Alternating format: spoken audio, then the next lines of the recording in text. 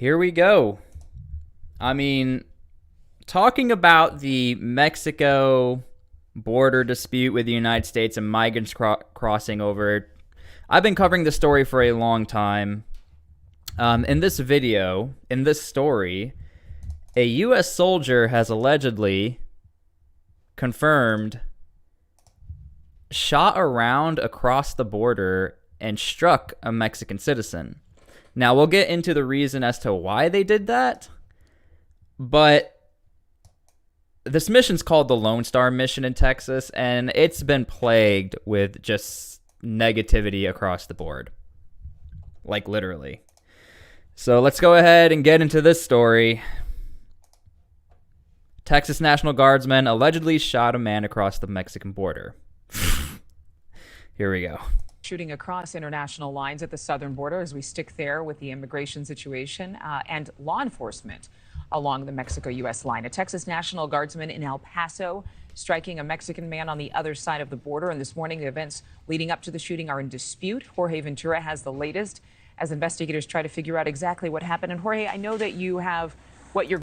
Now, I'm just going to go... I've watched this clip prior, and there's going to be some inconsistencies with the story, or I guess I would say misconceptions, so I'll make sure to cover all that as we get into this. But again, bottom line is you have a National Guard soldier shot around across the border and apparently struck a citizen. You're going to tell us, but the question that I immediately think of is, why is this controversial? Very rarely does the Border Patrol or any law enforcement use a gun.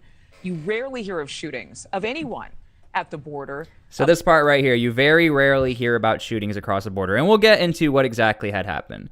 This is not necessarily true. I've been covering this for almost since the beginning of the mission, the Lone Star mission. My unit in the 101st Airborne was one of the first units to go to the border when Trump initiated the order to send active duty troops over to the border. We were one of the first combat engineers to set up the obstacles. I didn't go, but my soldiers did, who I was in charge of. And so they went from Afghanistan to the Mexican border. And I'll tell you this, there was always a constant threat from cartel and other members who may have had weapons drawn. And even when I heard that part in the news story and newscast, I was going through a bunch of news reports. You can look up shooting across the border or border dispute anything. It's literally just littered with this person got taken out, this person got taken out. Like, this is not new news. So what I did was I went to the Army Times, which they're a very credible source. I've worked with them before. And so essentially here's what's happening. A National Guard member on duty at the Texas-Mexico border in El Paso, which is a very contested area, fired across the Rio Grande, injuring a 37-year-old Mexican man in Ciudad Juarez on Saturday night, according to the Texas Military Department and Mexican news outlets. Now, many people are asking, well, why did he do it? Was it on purpose?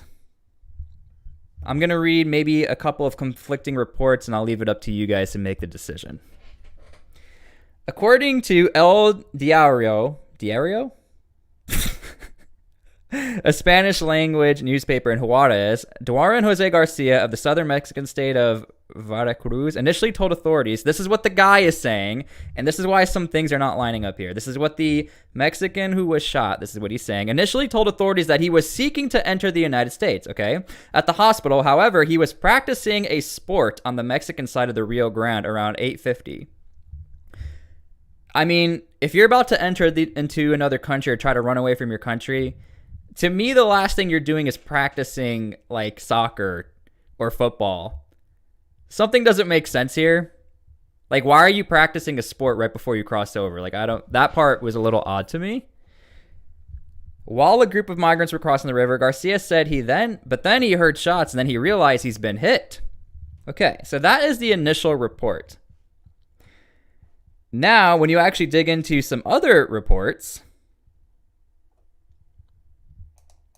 sources close to the we got a $2 donation if you're live. Thank you so much. Here's your daily throw off. I appreciate you so much. Thank you for being here. And again, I do post these live streams. If you watch a live, you can go back and watch the video, and that's where I can interact with a lot more of your comments. So thank you for the $2 donation, and thank you for throwing me off.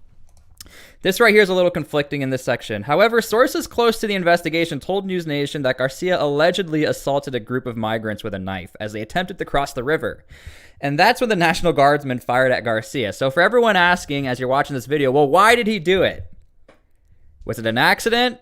Was it on purpose?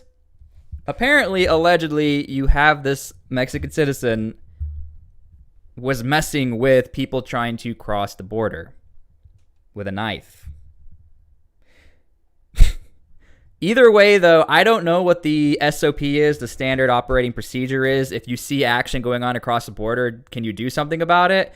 Even in Afghanistan, Pakistan, a lot of troops are on the eastern part of the country. You were not allowed just to like chase Taliban into the other parts of the country. Like you had, if they're in Afghanistan, they're there, but you can't go running into Pakistan, you know?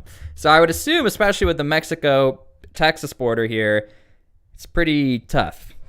Pretty strict things here. However, Garcia's injuries were not life-threatening, and he was treated at the Juarez hospital before being discharged, according to the Mexico news outlet. And, of course, the official report, a National Guard service member assigned to Operation Lone Star discharged a weapon in a border-related incident. An incident, okay? Texas Military Department wrote in a statement, the incident is under investigation. And I'm going to be honest with you guys, we are not going to probably get any more information on this whatsoever. If you've been following any of this, it's not that they're trying to hide it, but the United States military loves to keep things internal, especially within the National Guard if they have the ability to keep the Lone Star mission a little quiet. This is not me being like conspiracy, but this is like, you don't want people knowing exactly what's happening because you're trying to keep everyone protected, the name's protected. Something else to consider is that now you have to do an investigation with the Mexican side of things, and you don't know who's telling the truth or not telling the truth or who's getting data altogether. But again, apparently, from this news source, he fired a shot to protect citizens coming into Mexico. Someone said this got political real quick. This entire mission is political. Very good point. The Lone Star mission, which is a perfect segue into our next point. Before we get into this segue, just remember, I'm not sponsored by anyone, so if you want to go ahead and follow my second channel, The Supply Dude, I'll leave a pinned comment for you guys. That is the sponsor, my second channel, you guys supporting that. It's free, it's fun, appreciate you guys.